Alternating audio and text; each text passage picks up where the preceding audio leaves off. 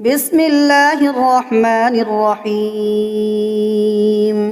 ياسين والقرآن الحكيم إنك لمن المرسلين على صراط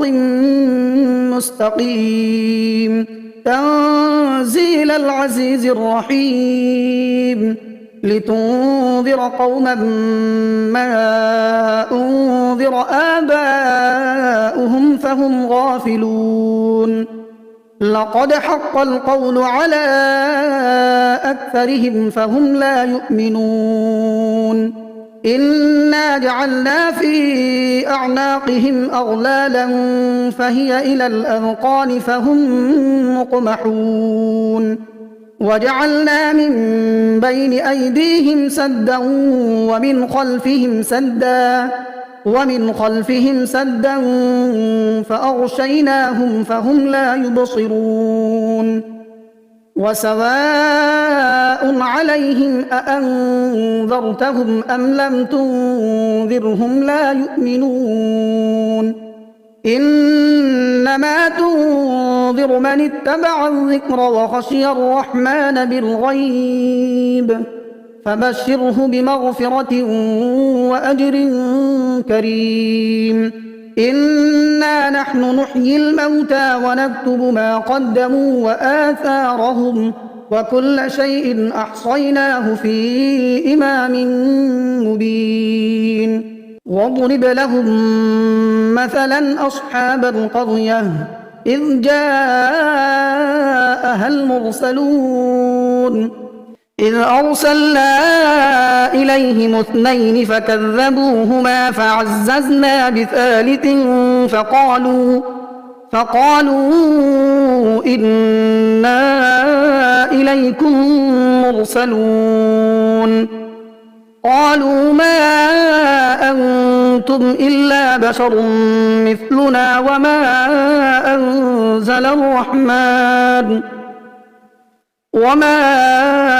أنزل الرحمن من شيء إن أنتم إلا تكذبون قالوا ربنا يعلم إنا إليكم لمرسلون وما علينا إلا البلاغ المبين قالوا إنا تطيرنا بكم لئن لم تنتهوا لنرجمنكم وليمسنكم منا عذاب أليم قالوا طائركم معكم أئن ذكرتم بل أنتم قوم مسرفون وجاء من أقصى المدينة رجل يسعى قال يا قوم اتبعوا المرسلين اتبعوا من لا يسألكم أجرا وهم مهتدون وما لي لا أعبد الذي فطرني وإليه ترجعون أأتخذ من دونه آلهة إن يردني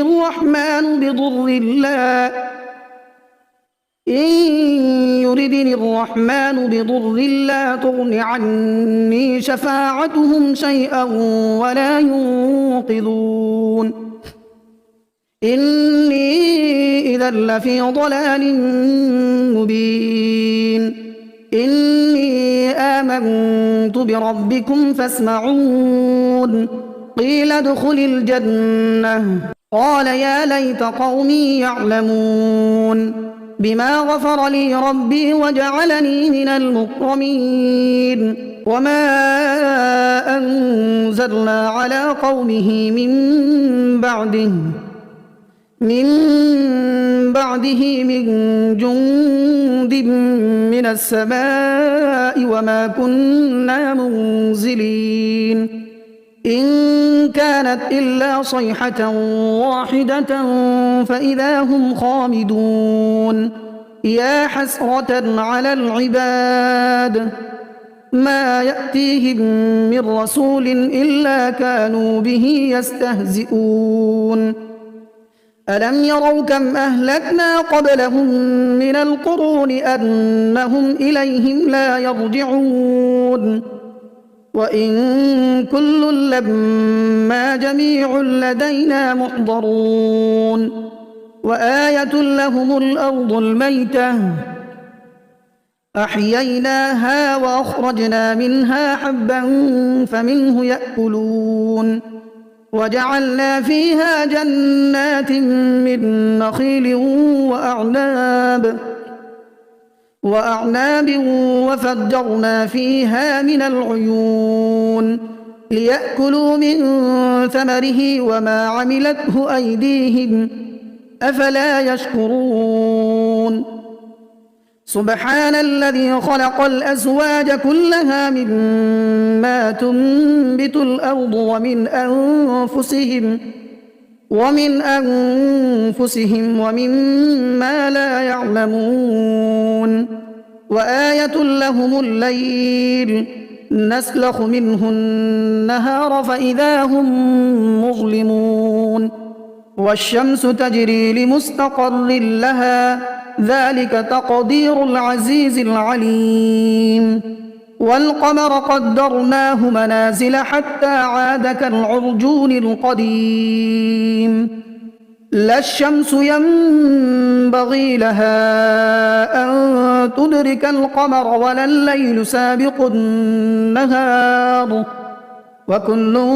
في فلك يسبحون وآية لهم أنا حملنا ذريتهم في الفلك المشحون وخلقنا لهم من مثله ما يركبون وإن نشأ نغرقهم فلا صريخ لهم ولا هم ينقذون إلا رحمة منا ومتاعا إلى حين وإذا قيل لهم اتقوا ما بين أيديكم وما خلفكم لعلكم ترحمون وما تأتيهم من آية من آيات ربهم إلا كانوا عنها معرضين وإذا قيل لهم أنفقوا مما رزقكم الله قال الذين كفروا للذين آمنوا أنطعم من لو يشاء الله أطعمه إن أنتم إلا في ضلال مبين ويقولون متى هذا الوعد إن كنتم صادقين ما ينظرون إلا صيحة واحدة تأخذهم وهم يخصمون فلا يستطيعون توصية ولا إلى أهلهم يرجعون ونفخ في الصور فإذا هم من الأجداث إلى ربهم ينسلون قالوا يا ويلنا من بعثنا من مرقدنا هذا ما وعد الرحمن وصدق المرسلون إن كانت إلا صيحة واحدة فإذا هم جميع لدينا محضرون فاليوم لا تظلم نفس شيئا ولا تجزون إلا ما كنتم تعملون إن أصحاب الجنة اليوم في شغل فاكهون هم وأزواجهم في ظلال على الأرائك متكئون لهم فيها فاكهة ولهم ما يدعون سلام قولا من رب رحيم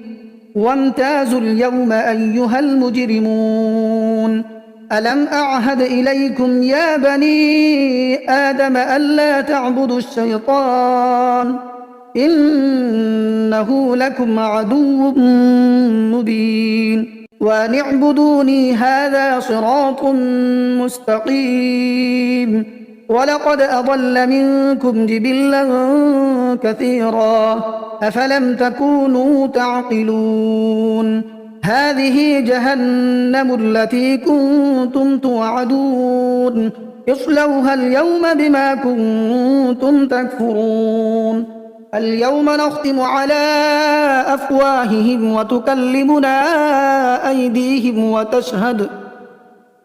وتكلمنا أيديهم وتشهد أرجلهم بما كانوا يكسبون ولو نشاء لطمسنا على أعينهم فاستبقوا الصراط فأنى يبصرون ولو نشاء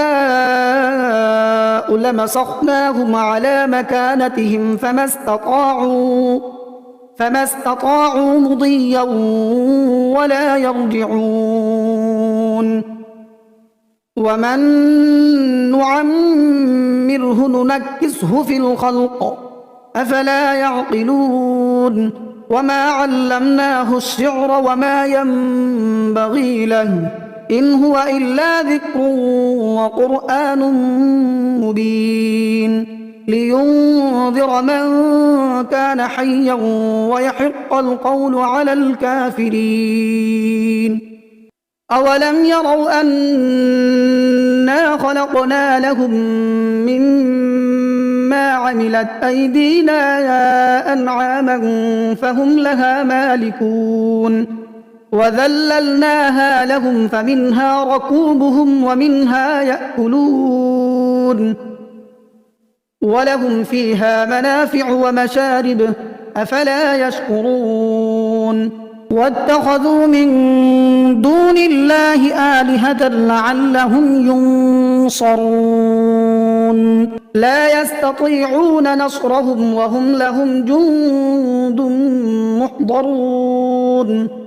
فلا يحزنك قولهم إنا نعلم ما يسرون وما يعلنون أولم ير الإنسان أنا خلقناه من نطفة فإذا هو خصيم مبين وضرب لنا مثلا ونسي خلقه قال من يحيي العظام وهي رميم قل يحييها الذي أنشأها أول مرة وهو بكل خلق عليم الذي جعل لكم من الشجر الأخضر نارا فإذا أنتم منه توقدون أوليس الذي خلق السماوات والأرض بقادر على أن يخلق مثلهم بلى وهو الخلاق العليم إنما أمره إذا أراد شيئا أن يقول له كن فيكون فسبحان الذي بيده ملكوت كل شيء وإليه ترجعون بسم الله الرحمن الرحيم الرحمن علم القرآن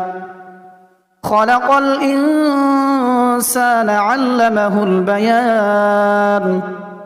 الشمس والقمر بحسبان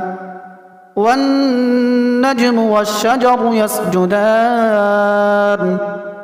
والسماء رفعها ووضع الميزان ألا تطغوا في الميزان وأقيموا الوزن بالقسط ولا تخسروا الميزان والأرض وضعها للأنام فيها فاكهة والنخل ذات الأكمام والحب ذو العصف والريحان فبأي آلاء ربكما تكذبان خلق الإنسان من صلصال كالفخار وخلق الجان من مارج من نار فبأي آلاء ربكما تكذبان رب المشرقين ورب المغربين فبأي آلاء ربكما تكذبان مرج البحرين يلتقيان بينهما برزخ لا يبغيان فبأي آلاء ربكما تكذبان يخرج منهما اللؤلؤ والمرجان فبأي آلاء ربكما تكذبان وله الجوار المنشآت في البحر كالأعلام فبأي آلاء ربكما تكذبان كل من عليها فان ويبقى وجه ربك ذو الجلال والإكرام فبأي آلاء ربكما تكذبان يسأله من في السماوات والأرض كل يوم هو في شأن فبأي آلاء ربكما تكذبان سنفرغ لكم أيها الثقلان فبأي آلاء ربكما تكذبان يا معشر الجن والإنس إن استطعتم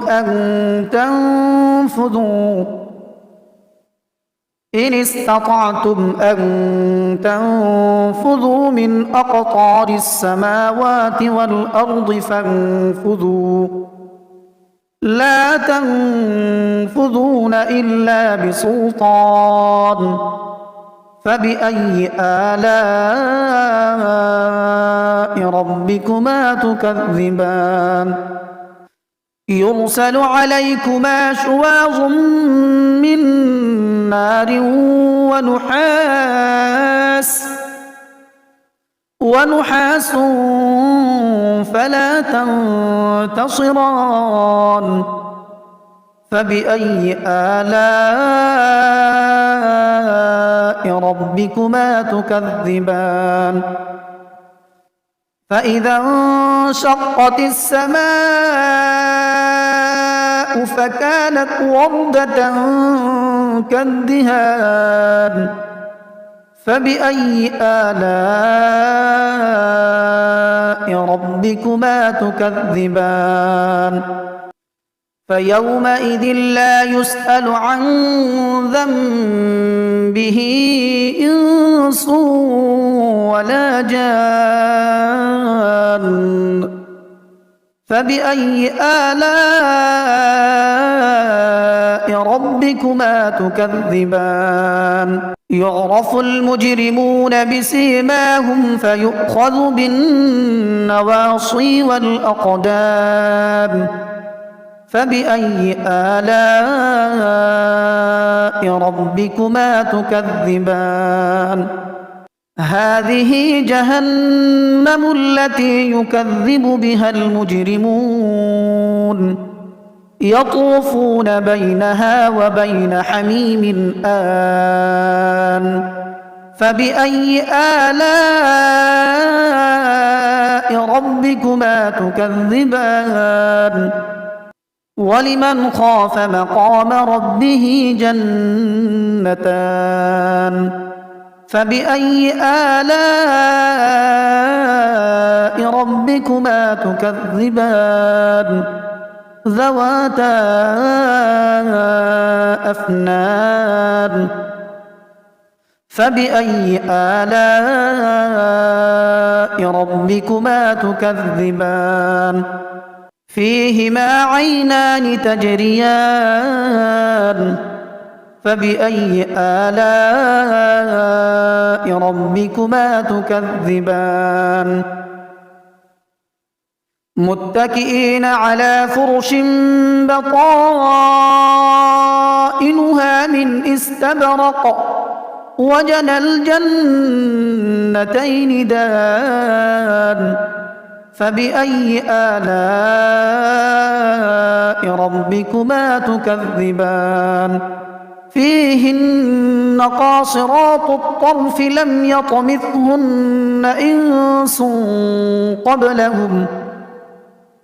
يطمثهن إنس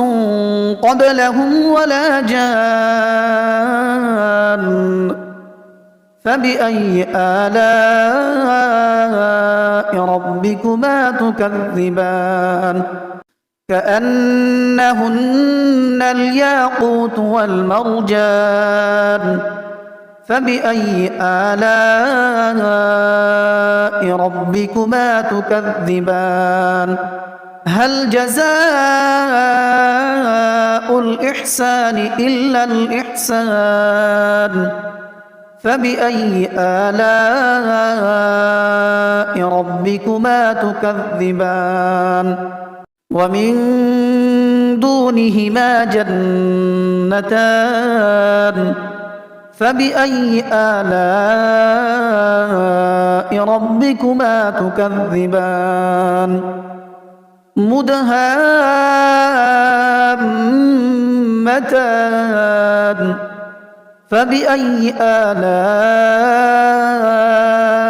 ربكما تكذبان فيهما عينان نضاختان فبأي آلاء ربكما تكذبان فيهما فاكهة ونخل ورمان فبأي آلاء ربكما تكذبان فيهن خيرات حسان فبأي آلاء ربكما تكذبان حور مقصورات في الخيام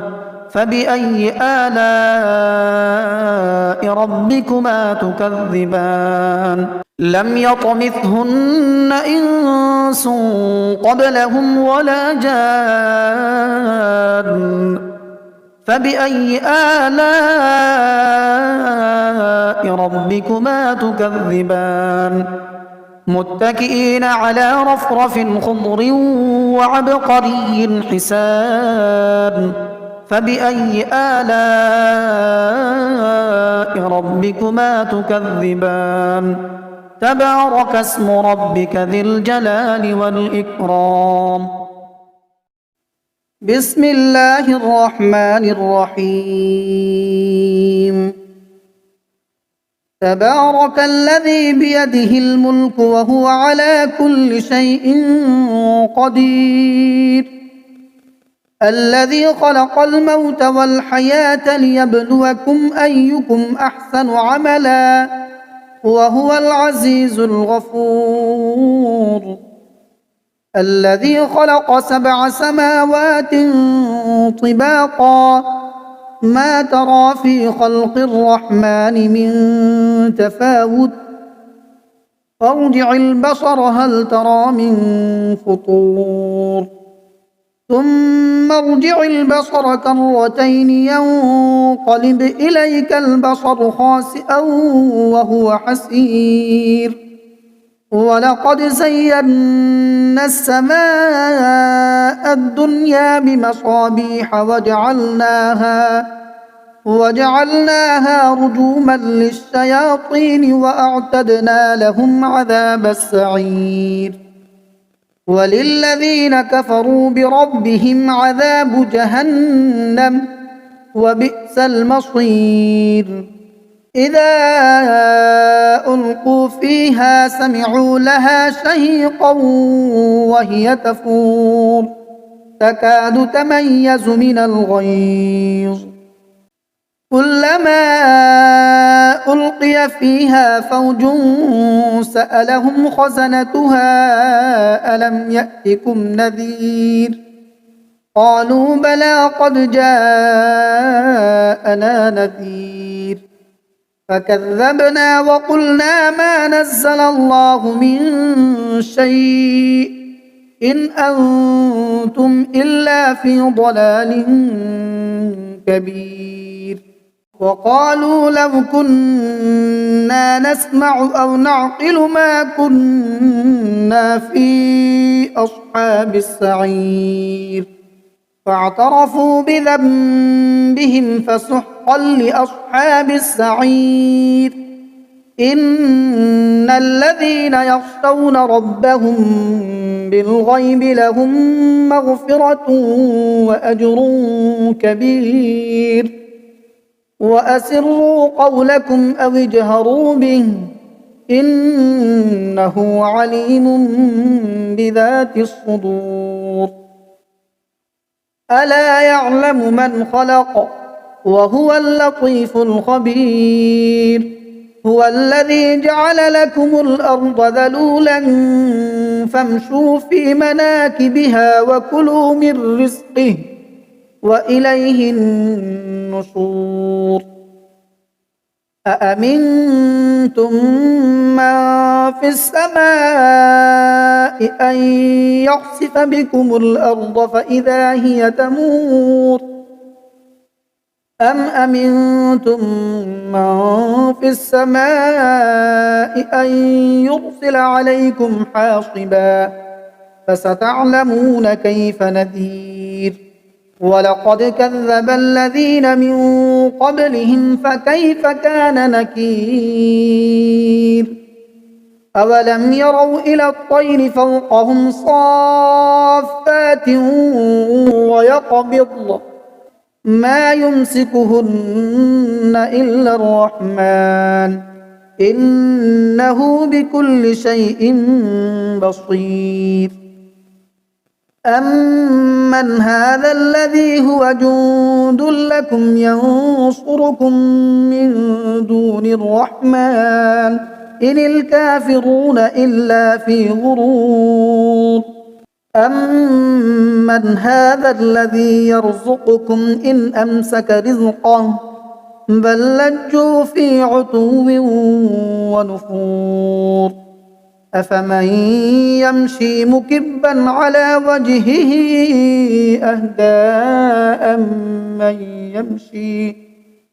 أهدى من يمشي سويا على صراط مستقيم قل هو الذي أنشأكم وجعل لكم السمع والأبصار والأفئدة قليلا ما تشكرون قل هو الذي ذرأكم في الأرض وإليه تحشرون ويقولون متى هذا الوعد إن كنتم صادقين قل إنما العلم عند الله وإنما أنا نذير مبين فلما رأوه زلفة سيئت وجوه الذين كفروا وقيل هذا الذي كنتم به تدعون قل أرأيتم إن أهلكني الله ومن معي أو رحمنا فمن يجير الكافرين من عذاب أليم قل هو الرحمن آمنا به وعليه توكلنا فستعلمون من هو في ضلال مبين قل أرأيتم إن أصبح ماؤكم غورا فمن يأتيكم بماء معين